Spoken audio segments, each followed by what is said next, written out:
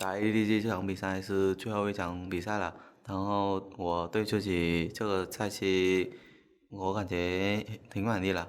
这场最后一比赛我会努力加油，然后开力起来。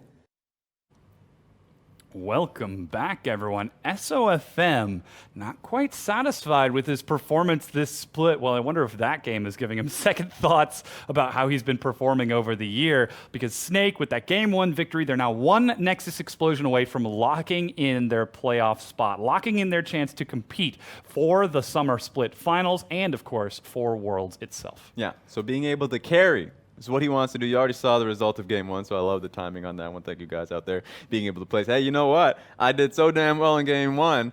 What will we see in game 2? Yeah. Remember, it's a best of 3. It's a regular season, so it really just gets decided if Snake come out and have another punch here in game 2. Yeah, and it should be noted, as we just heard from our production side, thank you guys so much for this stat, the winner of this game, or I suppose the winner between Snake and FPX for that 4th place spot, will be in the same side of the bracket against Edward Gaming later on. Of course, they'll have to play against the loser of the JD RNG set to advance. So you have to imagine Edward Gaming looking at Snake after that game 1 and looking at FPX, who they already beat yesterday. It's very clear who they want to try to face if one of those teams do advance, and that's FPX, which would have to mean EDG win this series here, eliminate Snake, because then they have that comfort of knowing they can beat FPX. Just remember that they would have to go their first round through their first round competitors, which would likely be either RNG or JDG. Yes. So if you can do that, then one of the funniest things about these sets that you have this close to the playoffs is that there's not a lot of time to practice a new strategy.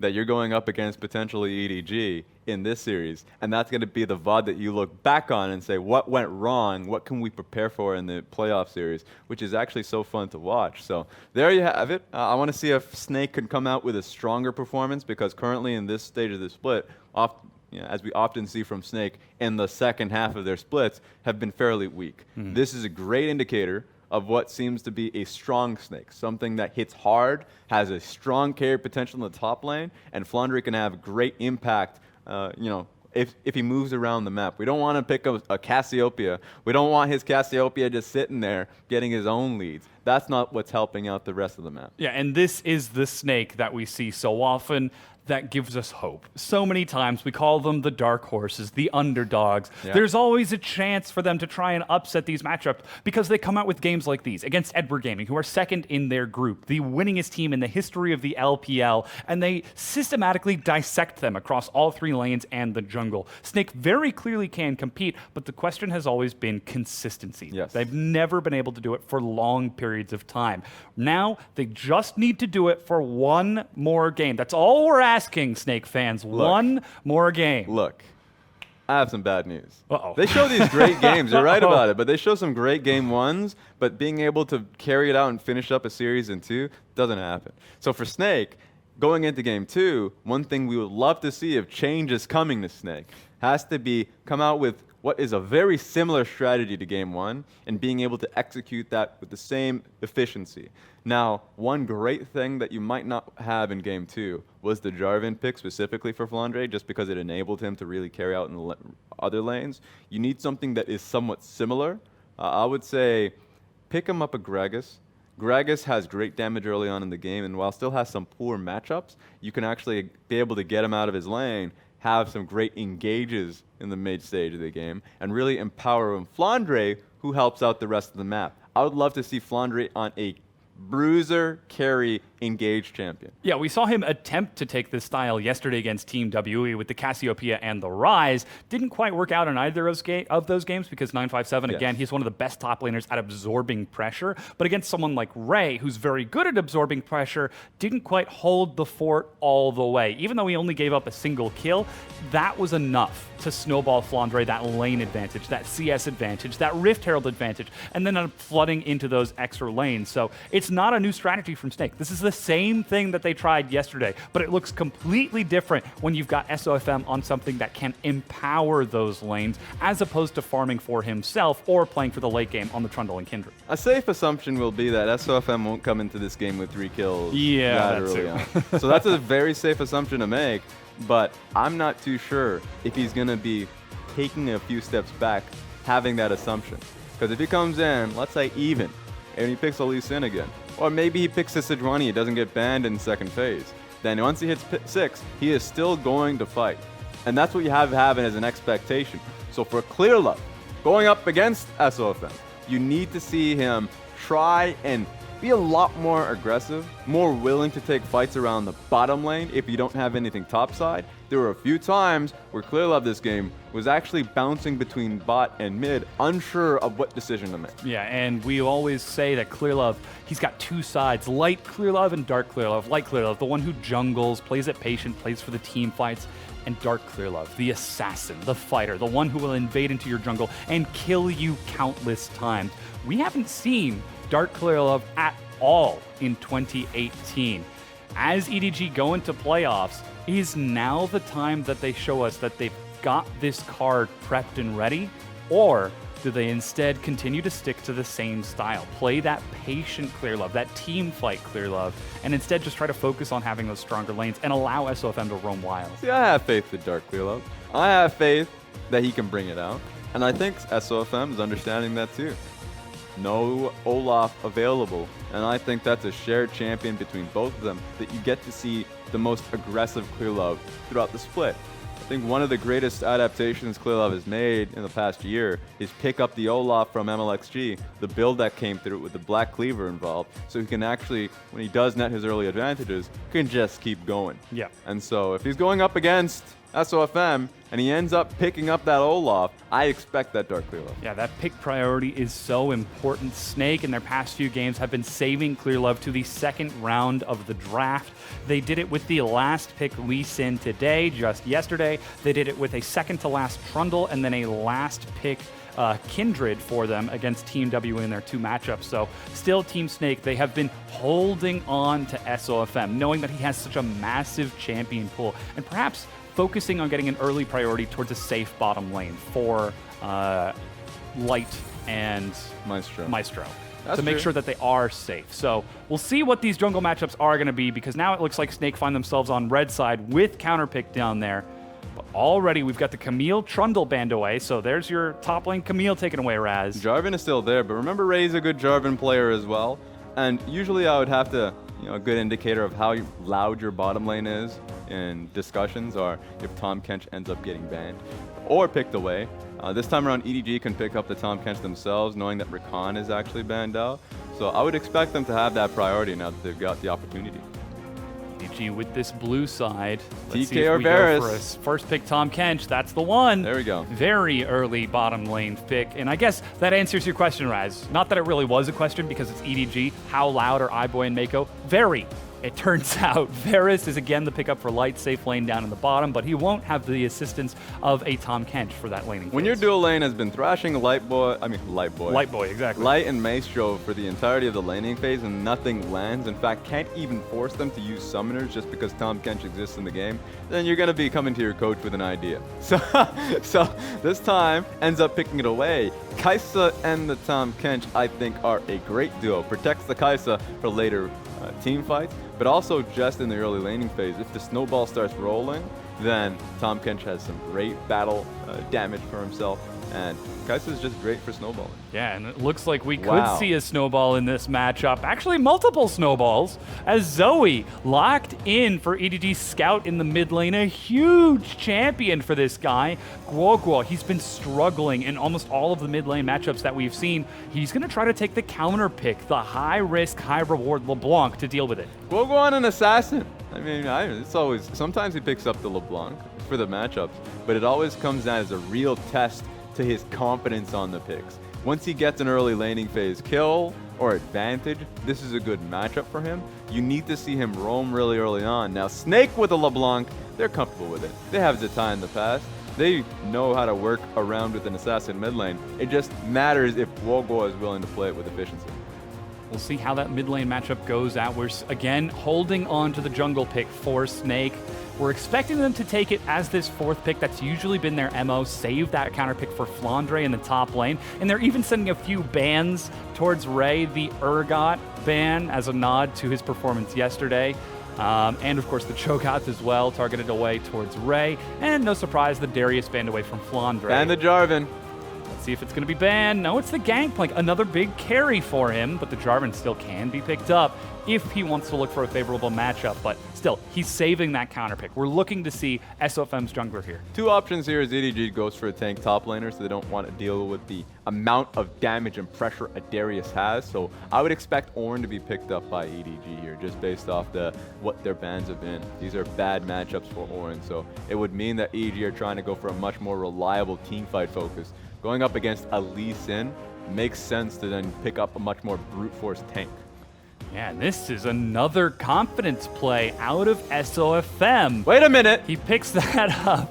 Get those photos out of here! Very sleepy player on the Rift, but the Lee Sin priority for SOFM. Clearlove now knows that he's up against this. Oh, the Evelyn hover from iBoy. He's just giving it the old nod, but Rek'Sai, this is the comfort pick. This is when you just start, paying tribute to Clearlove.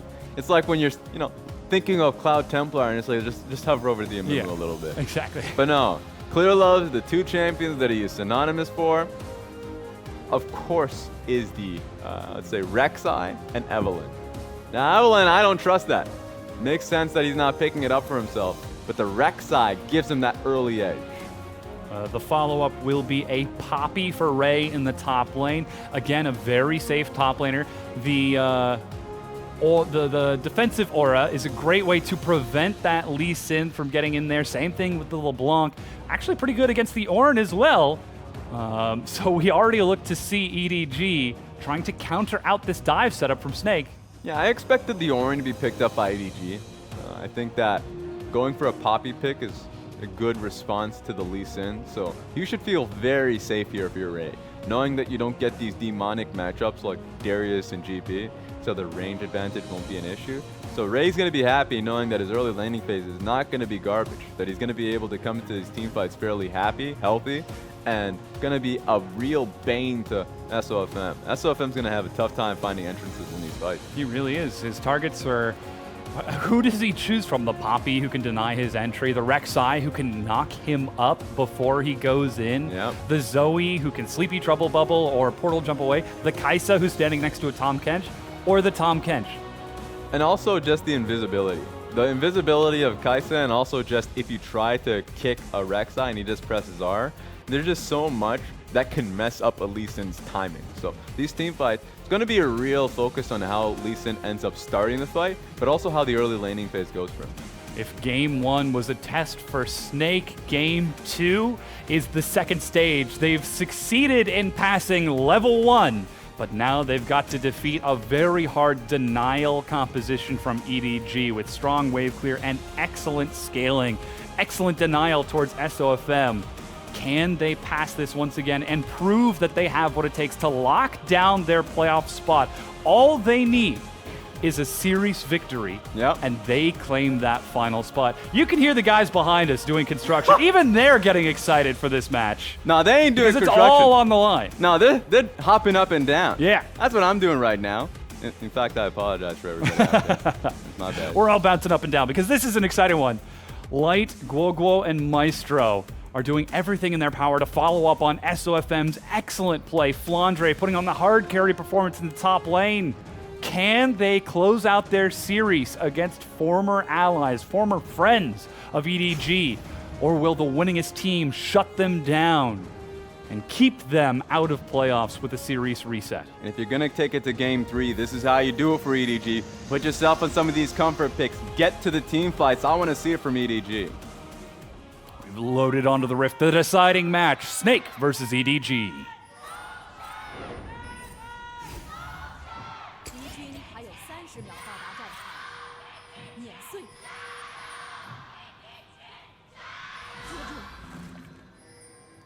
You can hear the fans are cheering so very loud for this as SOFM, looking for Ray, has found him. Chunks him down for some early damage. Again, just trying to set that lane matchup very early on, showing no hesitation. Yeah, at least it's 59 seconds in, gives Poppy an opportunity to base, but also means that Rek'Sai won't get the early help on his camp. Gives time for Ornn to send in an early ward in. So at this point in time, just because of that push away, Ray was had to go back to base off that.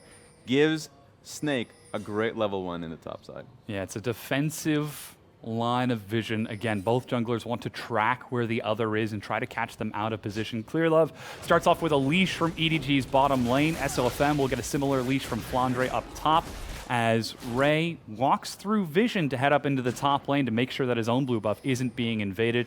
The only lane that starts off even is Guo and Scout, a very, very exciting mid lane. The Zoe versus LeBlanc. Can Guo step up on the assassin?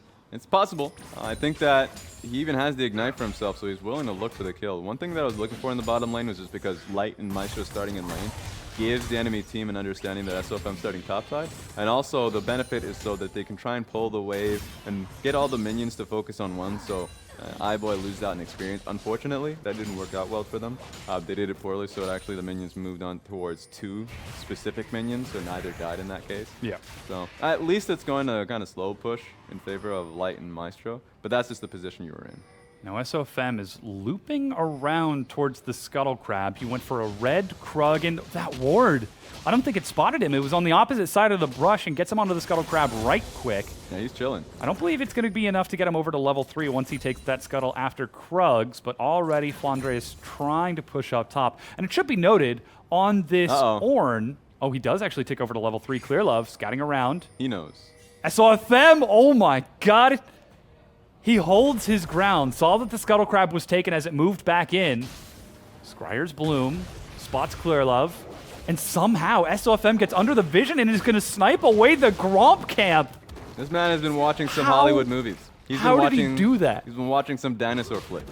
This was Mission Impossible. That was a single drop of sweat just beating down his nose. Alien versus Predator. Yeah. I respect that. But yeah, I mean, SOFM, he gave the information, obviously, because he took the Scuttle Crab, so even though he stood still, it was just trying to bait Clearlove to investigate a little bit further. Clearlove didn't take that bait. But that's what you have to see in this matchup. Rek'Sai is great against... Oh, maybe you have to watch out there. But yeah, Rek'Sai is great into the Lee Sin, just because, as you already mentioned, the knock-up if he ever gets Q-sniped.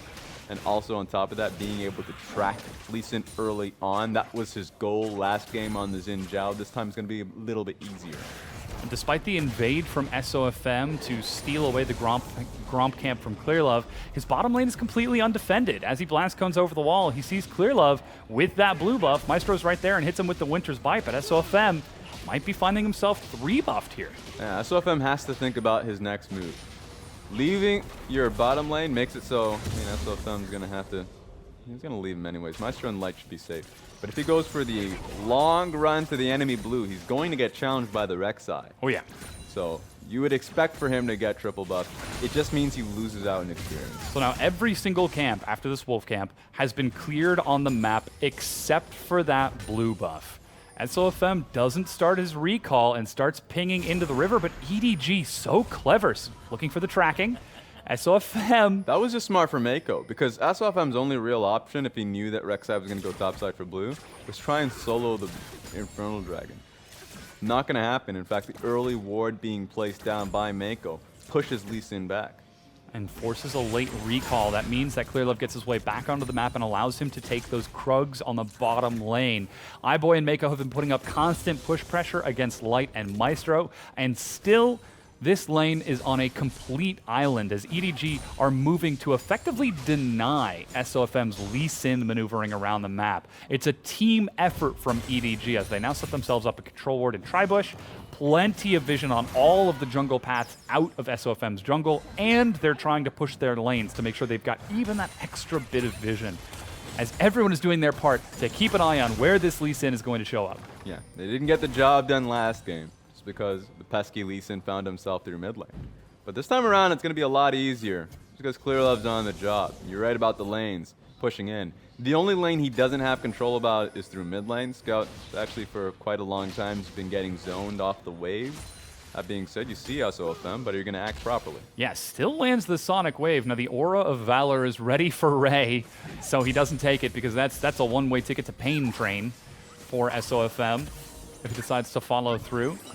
But Scout, like you said, he's trying to push up into Guoguo and keep that lane even as he ticks over to level 6 just before Guoguo. SOFM will step in with that pressure top to steal away the blue buff. He's denying it from Clearlove, who doesn't have mana, and Scout, who will have mana, but won't get that sustain in lane. Really messes up timings now, because the ping is going towards the blue buff. Rek'Sai expects it to be there. And with how long he's left it up, Zoe's going to come back into lane and really be expecting it to be handed off to him. And when he knows that it's not going to be there for him, and that blue buff will be there for Guoguo soon enough, then it's going to be difficult. Scout's already been having a tough matchup here. It's not been really showing in the CS margin with how the wave's been setting up. LeBlanc's been set up to succeed. And with that, Guoguo, 6 CS ahead. He's the mid lane. He's the one who Snake are investing into this time. FLICKR's not on a carry. He's on a tank on that Ornn. He provides engage. He provides setup for Guoguo and Light to knock things down, but he's not going to be taking the spotlight this time. And Snake's priorities will have to change for the first time in their last 3 games. Can Guoguo put on a carry performance against one of the all-stars of Rift Rivals against Scout on this signature Zoe? That's a real good question, honestly. Every single time you ask that, you'd rather not. You'd rather it to be, yeah, maybe you change the question, make it FLICKR, SOFM, or hell, even Light when he has his Draven games. But it's not been happening. This time around, it's going to be on him. Steps up, Clearlove follows through with a big knock-up. SOFM looking for some follow-up, but Clearlove knocked under the turret. SOFM with the outplay. Guoguo burns down to Scout's Ignite, but still, Scout is on fire as he gets first blood. First blood! And the crowd has definitely gone mad. Because being able to get first blood here, SOFM played it so perfectly. Level 6 to be able to get that kick across. Good job. Yeah, huge setup from Snake in the mid lane, and it pays off. It still equalizes out, though, and the kill goes over onto Guoguo as SOFM just holds his ground, waits for the right opportunity. Look at how he positioned. The moment he sees Clearlove duck under, he says, I know where this is going. Yep, here's the scream, so you recognize he just needs to be in position to get the first blood. He does it. The only worry now, because all is said and done, Zoe got the early kill. Light's gonna have to watch out. Yeah, that's the Chains of Corruption. Eyeboy uses the killer instinct to move forward. Exhaust slows him down the wall, and Mako forced to pull Eyeboy back out of this, as he's just trying to keep Light on his toes. Now, the big differentiator, though, was SOFM was the one who got the kill. He's got himself the Tiamat and his hammer, whereas Scout has the kill on EDG's side. He's already got Sork boots to try to dodge some of Guoguo's damage, but we said it's not going to be an SOFM FLICKR game. It's got to be about Guoguo and Light, and already that kill is not on him. Yeah, already. And losing out 10 CS based off that, because that was a big wave, a cannon wave too, that Guoguo lost out on. That's what I'm worried about. That coming back into lane, he loses so much in the specific matchup, so more onus is on SOFM to recoup the cost. We'll see if he can, as now the Infernal Dragon is being done. We're just getting attacked Snake. on. We are. This building is under siege because of how intense these games are. SOFM looking for this Infernal. And he's going to be able to take it, sneaking through the vision. The push pressure from Light and Maestro is reclaimed after Eyeboy using that killer instinct. Mako gets back with the Abyssal Voyage to defend this tier 1. It's possible dive. Now, remember the last time we saw SOFM on the Lee Sin during the regular season? He went for a level 2 dive in the bottom lane. This is a possibility now, of course, it's level 7. That's not going to stop him. He knows that Rek'Sai is not in the area. Great ward to catch Clearlove in mid lane. So, gives you a great timing for SOFM. Actually, might even look to pick on Clearlove himself. Might be thinking about it, but decides not to follow up. Instead, just stepping up. He's saying that, yes, you might have vision, you might have tracking, you might know where I am, but I'm still going to affect these ganks. I'm still going to affect these lanes and set them up to carry me later on. Oh, no. That's, that could hurt, but Maestro takes the quick hop over the wall to safety. That's Redemption too, so this is actually a good position for EDG around mid lane, that now Guoguo is going to have to concede quite a bit.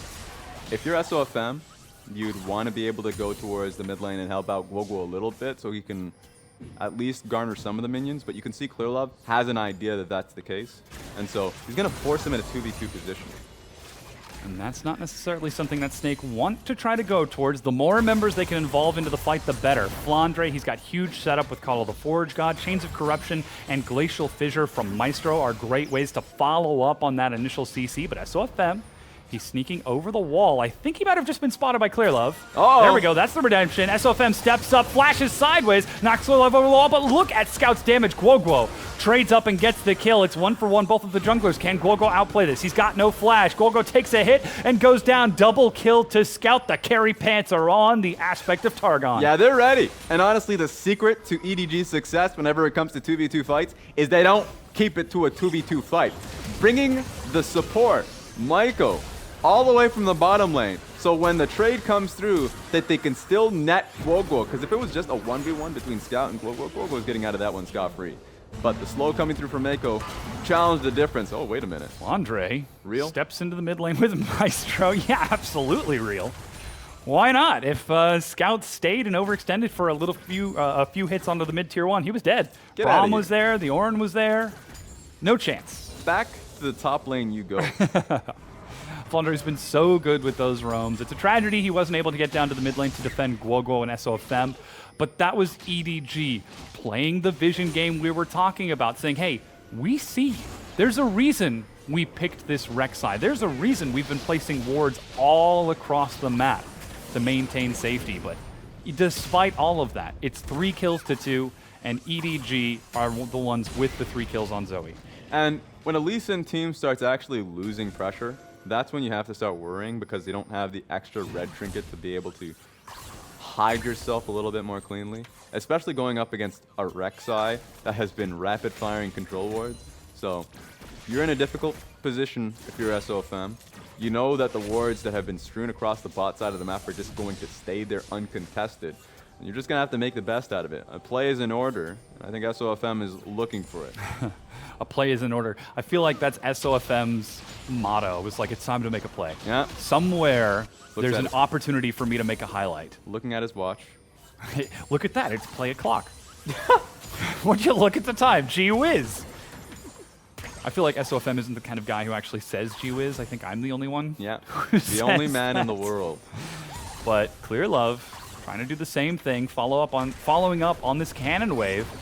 And they're actually bringing the Abyssal Voyages. Even iBoy's getting in on this. SOFM is there, but they have to concede this tier 1 first brick to EDG as they get the rotation and outplay Snake in the mid lane. Great positive that you have if you have that much control on the bot side of the map. It's not seeing where Mako is going.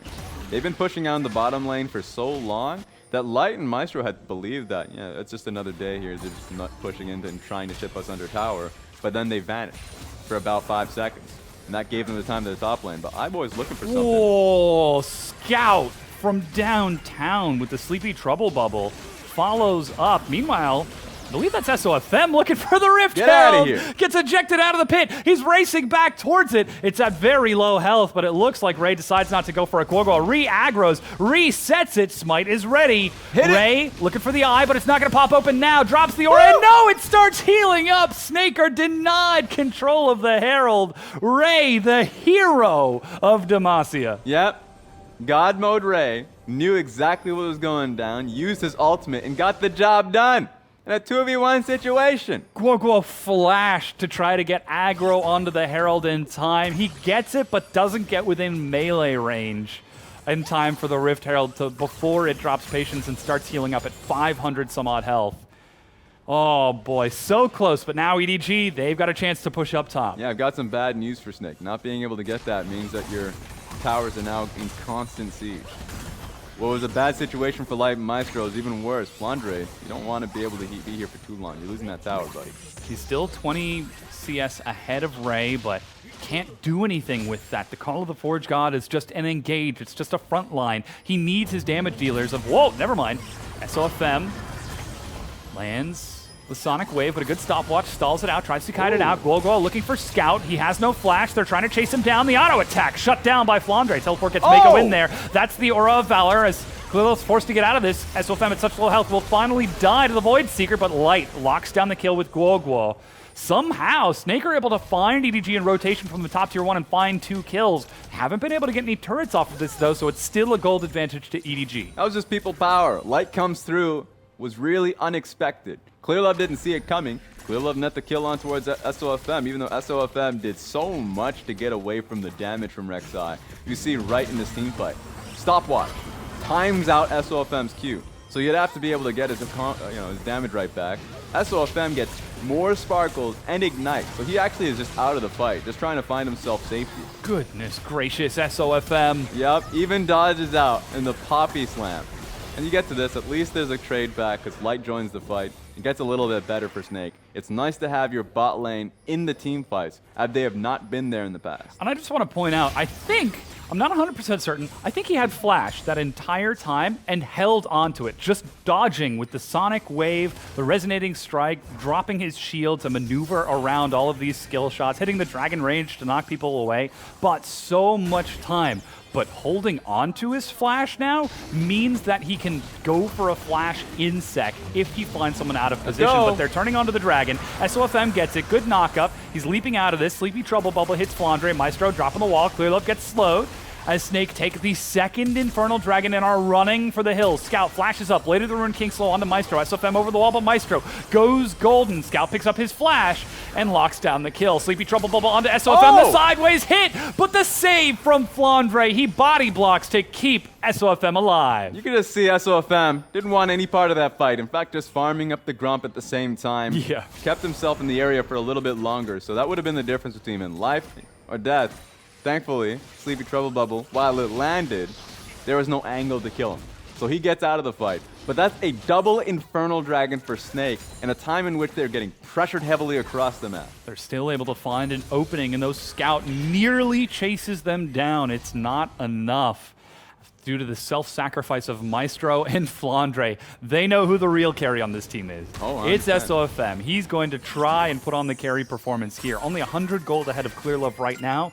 In the mid lane, it's only 700 gold lead for Scout, despite the kills that he's been able to pick up, as Guoguo is at 2, 2, and 2.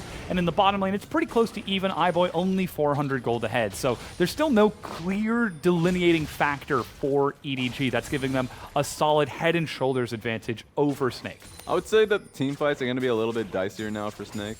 You look towards their composition, and it's actually fairly low in damage in relation to what EDG have to offer. Uh-oh. Maestro hops over the wall, the long distance. Oh, and no ultimate out of Clearlove.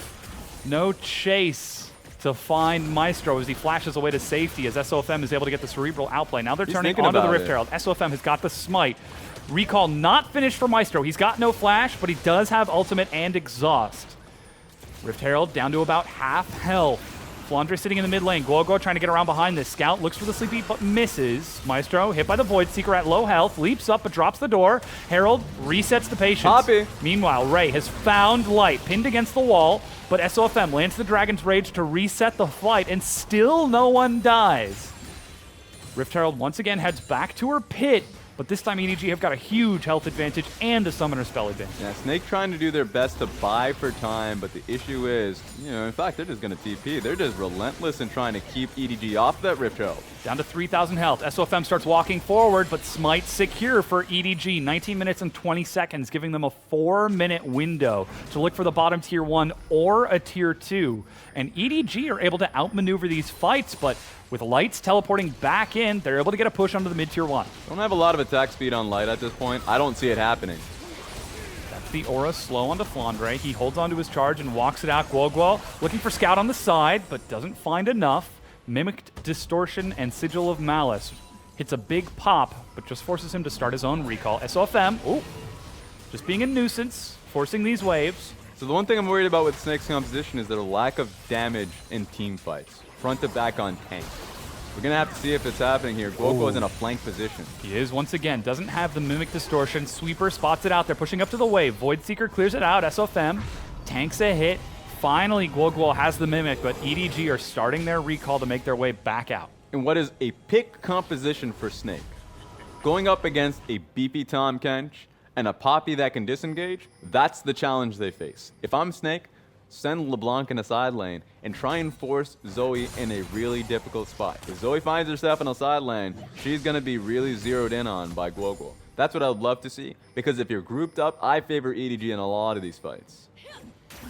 If he's able to get a 5-stack, EDG can do some real big damage with that Kai'Sa, with the Zoe setup. It's a massive front line that Varus is getting to the point where it can nearly start to match the Shred. Blade of the Ruined King, Guinsoo's on the way for additional % health penetration, but it just takes so long to complete these 2 core items, and during this window of opportunity, EDG are happy to continue maneuvering around. And honestly, if we're just hitting items, if Ray gets a Spirit Visage, which is next item that's going to be his magic resist, that he's going to be able to just be a beast in these team fights, a real raid boss.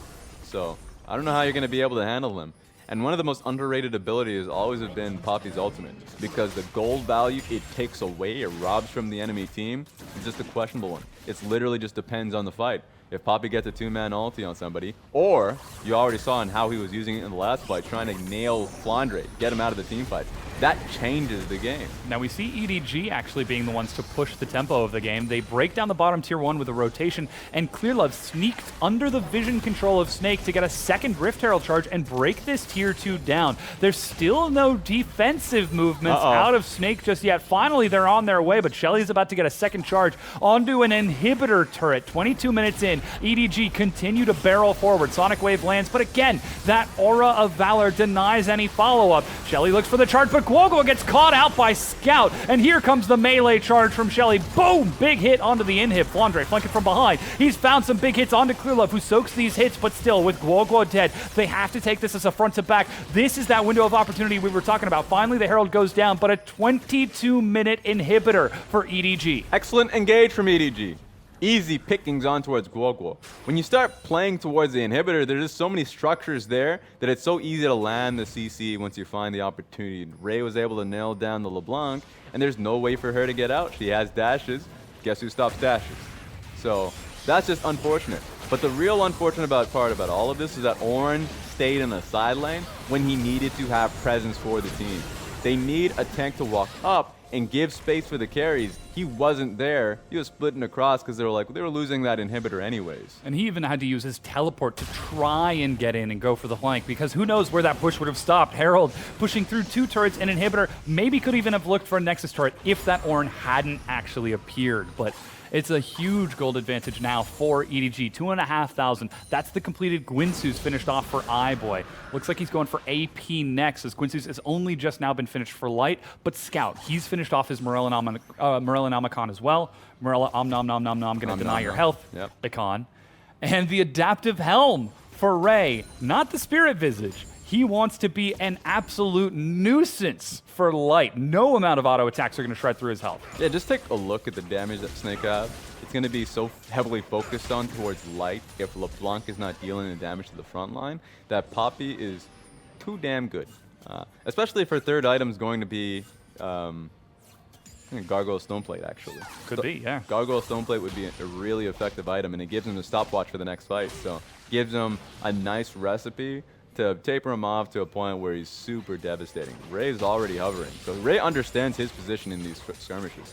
And don't put himself on side lane, try and fight at the team. This is the period of the game where EDG are one of the strongest teams in the entire of the league, if not the world. Once they get mid-game control, their tempo is so strong, their setup is so strong.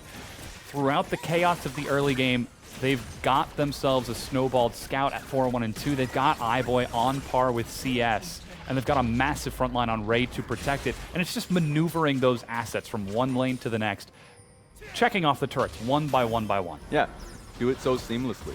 You already saw the result of what happened when they pressed on towards the bottom lane inhibitor. They got a kill for it. Snake didn't see it coming. So you have to respect him, and I understand the observer is toggling between, of course, what Snake have vision for, and it's absolutely nothing. They have no wards towards Baron, so if EDG duck back, you have no eyes on where they are. It's a single ward on the pit, but one sweeper takes care of that. Flandre looks for the knockup, finds iBoy. Light holds on to his chains of corruption. That Tom Kench just enables iBoy to do so much and disables Snake from going in on that priority target. And then there's the Poppy Aura of Valor to prevent any additional dive from Guoguo or Light. As long as EDG are stacked up as 5, there's no way in for Snake. That's why I want to see EDG peel back a little bit. Maybe once they get this tower, they can peel back for the Baron itself. They're in such a great position with the super minions barreling down through the bottom lane that it would be the death blow. Middle tier 2 broken down for EDG. as they're now pushing up. That's the Chains of Corruption onto Scout. He portal jumps in and right back out. There's the charge, but SOFM, the mid-air dodge, is able to get a kick onto one. He tries to follow up over the wall with Guoguo, knowing that the aura is down, but Guoguo can't find anything. Somehow, the Sleepy Trouble Bubble doesn't proc onto him. Lands a huge knock-up, but there's no follow-up from his team. You guy's so confident. Wait a second. What was that? That's insanity. Just baiting Ray to throw it out there. Was that a reaction? That can't have been a reaction. No, he was trying to bait him. He was trying to literally just goad him because he did it preemptively, and Ray just threw it out there. I mean, actually close to... He fell for it. Hook, line, and sinker. I think he hit Guoguo, but the Banshee's variable is available. I want to see based off that replay, but that was real fun to watch. Yeah. Don't know if we'll get a replay because there weren't any kills, but... No, that was action, very well damn it. could have been. That was sick. Now, all 3 Tier 2 turrets are down. Guoguo, in between the minion waves, was able to group up with his team and try to take a fight, but not able to do anything with it. You just saw the gold difference. About 1,000 gold lead for Scout in the mid lane as he's successfully split pushing up top. Guoguo holding the wave bottom. It's only a few seconds until that inhibitor comes back up. But for the time being, EDG are still going to use that inhib pressure, that super minion pressure, try and open up around the Baron. Don't got a lot of time, as you can see here from the lovely lady, that it's going to be respawning very soon. So this is the last wave you can really take an advantage of. So EDG's honestly used up all that time to take the inner mid lane tower. Could be helpful, but as I already mentioned, I would love to seeing them really go towards the Baron buff. Now it's given Snake time to lay down the proper defensive wards. As you said, they set up that defensive line. This is going to be the last wave for Guoguo before he pops back to base. He's got himself a Banshee's Veil second defensive LeBlanc, not destructive LeBlanc. And even that minion wave might not be enough, though. It will inevitably slow push. EDG are using the time to push these waves up and push back Snake's line of vision. With Ray being spotted on the side, Snake know they can't take a fight front to back. And EDG, they're not even going to play around the Baron. They're not even going to try to risk it turning around that buff. It looks like they're prepping for a bottom inhibitor push with Ray. Yeah, there's a possibility of that, knowing how strong Ray is. He's in a great position to flank once he pushes up that bottom lane wave.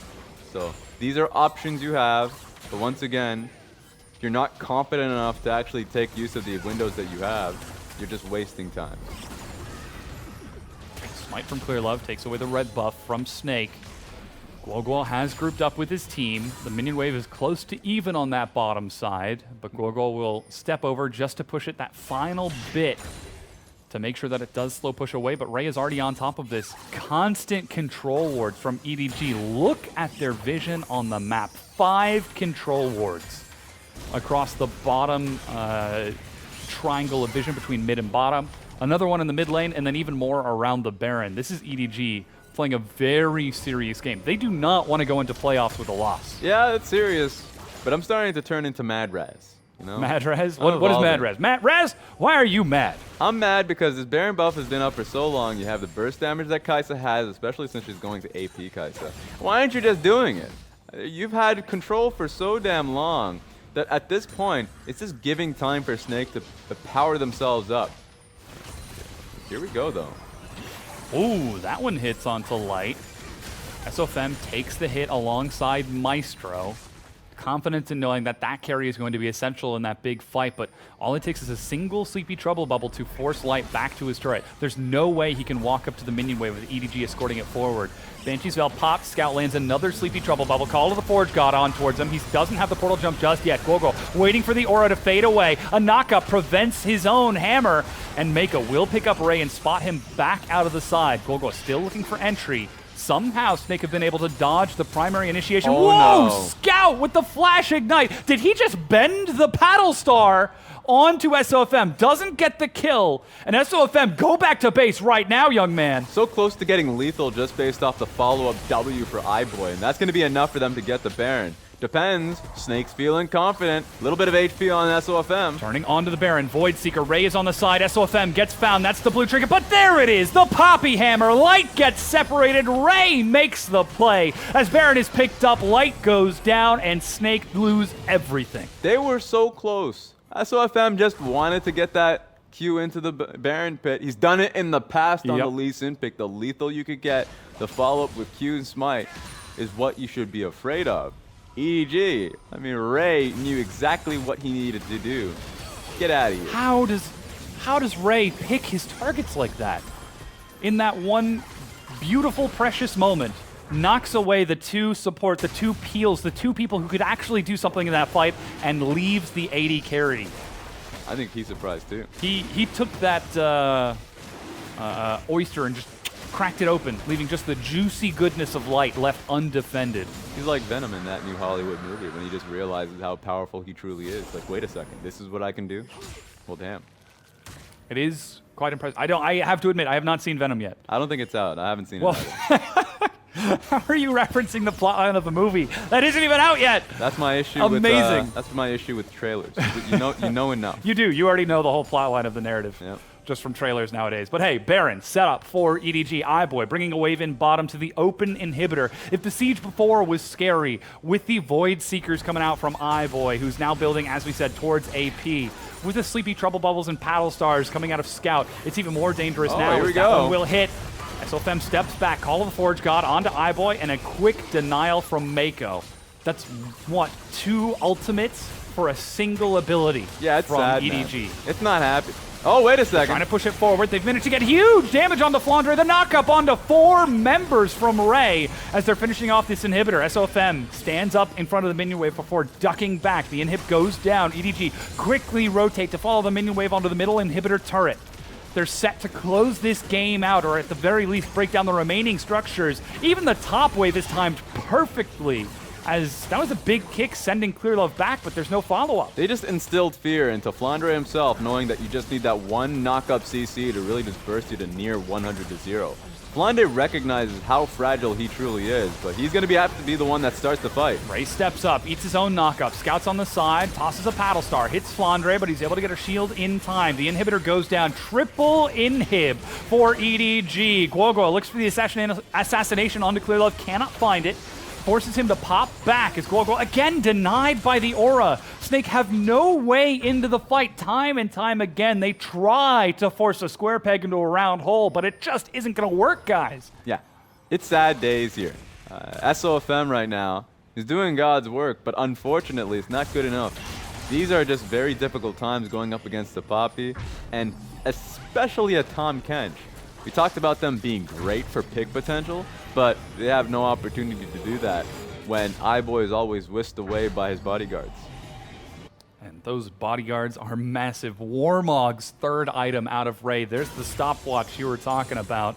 BF Sword after that Black Cleaver Tiamat from Clear Love. He's going to do some huge damage. Void Staff finished off for Scout. Gnasher's Tooth finished off for iBoy. This is an 8,000 gold lead, manifesting in huge stat advantages for EDG. Whereas Light, he's sitting on 2 core items and 2 components, the Zeal and the BF Sword. Another 2 items for Guoguo at only the Banshees and the Luden's Echo. It's all going to come down to execution. Snake aren't out of this, but EDG are not making any mistakes in this game too. And to zero in on iBoy specifically, Gnasher's Tooth, Guinsoo's, you only have to focus on the 3 to 4 procs that you get on towards your tanks because you get that extra auto attack with Guinsoo's. He has so much of passive attack speed and AP being built up. Flandre is just going to die. He's going to melt just to the Kaisa alone. We'll have to see what ends up getting the game decided. Okay, here we go. Ray's actually taking a lot. Yeah, Ray eats some hits out of Light as he fires across. It looks like EDG are just going to try to smother Snake, trading their health bars, alternating back and forth between these double supers coming in from 3 lanes.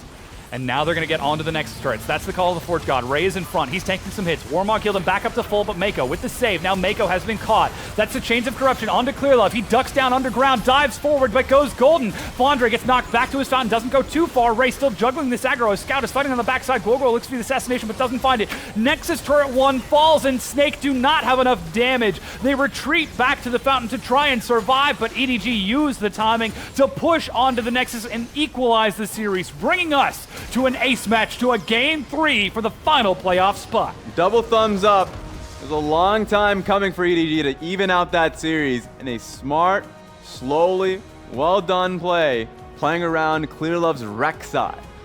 That was infinitely better from EDG in Game 1. Playing that constant vision around the map to deny SOFM, EDG. They do not rise to the bait of Snake in game one. They do not rise to the passionate call of an all-out brawl. They say, chill guys, we'll play the macro game, we'll play it smart, and simply outthink you across the map. And I think it starts in the bottom lane, because in game one, iBoy and Mako couldn't touch the duo lane for Snake. It wasn't possible because the Tahm Kench was doing too much work. This time around, first pick Tahm Kench works out super well for EDG. In fact, you can question the strategy of Snake, knowing that they're going up against the Tahm Kench, but still focus so heavily on the solo assassination attempts, picking up the LeBlanc, Varus, and Lee Sin, that you'll lose out in damage as the game goes on. So you don't have the outright front to back.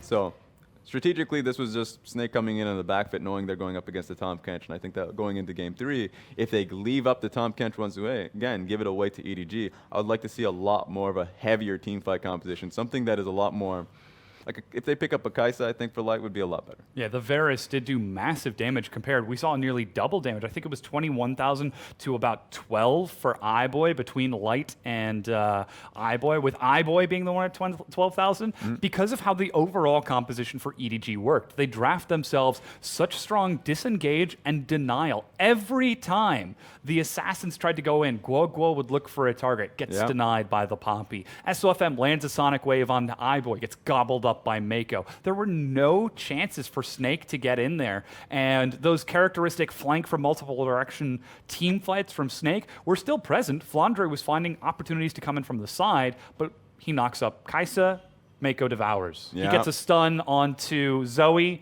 Mako devours. Poppy walks into the front line and denies any AoE entry. It's just a very easy composition setup from EDG to group up and just say, all right, try to attack us. We're a moving turtle.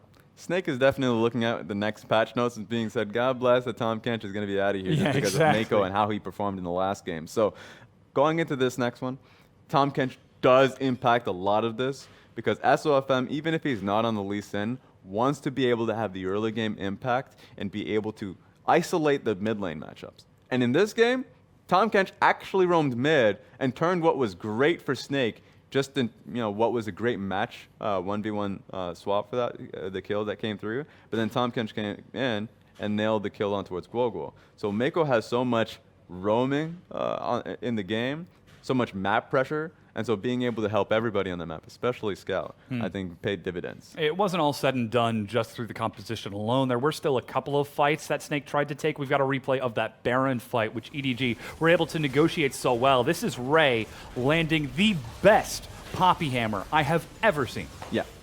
Was in great position too, so there was a possibility EDG can turn. If he just decided to nail down the AD carry to begin with, he's like, yeah, you guys can join in the fight. You guys are already, really miles ahead. But he decides to actually just save the Baron first, isolate the AD carry. So you're right, that was incredibly well done. Yeah. There's a reason why you gave him Poppy. And even seeing the stopwatch used by Light defensively for an inevitable death. With those two carries gone, there was no chance Light was going to survive. So the icing on the cake of getting that ability usage as well. EDG, again, the fact that they got to that point so relatively unconcerned by constantly denying any excursions into the jungle, using that Rex Psy to track where SOFM was going and prepare. As we said, Snake, they were going to try the plays regardless. It was whether or not EDG could respond in time and deny them by grouping up fast enough, which they were able to do. And that's funny because that was the goal that EDG had in game 1 that flopped. And being able to pick up the Rex side did a lot of work. I mean, they knew exactly where Lee Sin was, even though Lee Sin was able to get a lot of pressure down towards bottom side at times and had a great gank mid lane. Great counter gank still went through. And the problem is you're never going to be able to match what was the composition of EDG early on. So snowball potential for Snake were just not possible. Yeah, our MVP for that Game 2 victory for EDG, though, goes to Scout in the mid lane. He picked up a majority of the kills and did a huge amount of the overall damage in the entire game. There were only 12 kills total in that 34-minute EDG victory, with 8 of them being on EDG, and Scout picking up half of those himself. Yeah, 100% kill participation because he was just all about it. So I love the fact that EDG were still playing it slow and understanding that their win condition was just that sleepy trouble bubble. He was nailing each and every one of them on towards Lee Sin, so SOFM had to deal with Zoe. and he wasn't being able to deal with it properly. Yeah, and if I check my notes here, the bans were so focused from Snake on red side, the Aatrox, Rakan, Akali, banning away 3 huge power picks that of course there's always going to go through, of course the Tahm Kench is going to go through, but then even banning away the Urgot and Cho'Gath to remove any carry potential or assassination potential from Ray, considering his performance just yesterday against FPX, but he just falls back to the massive tank Poppy and shows that he's got a lot of champions ready as we approach playoffs. One thing I like about best of threes is that when you get to the final game, teams are willing to take a risk recognizing how bad the last game was. So in this case, you mentioned the Akali was banned. I think one thing that the Akali has a failure in being able to hold is the early laning phase. Snake wants to nail down a strong laning phase, wants to give the Rise over to Guogua, and I think by opening up the Akali, if possible, and giving it to Scout in this case, they can be able to achieve that. Yeah, well, we'll see how this series is going to close out. Snake are fighting for their entire rest of the season. Will they drop here and lose playoffs, or will they advance and show us a postseason? We're going to find out with that Game 3 coming at you in just a few minutes. 想要征服他人，必先战胜自己。EDG 的队名就是鞭策我们的动力。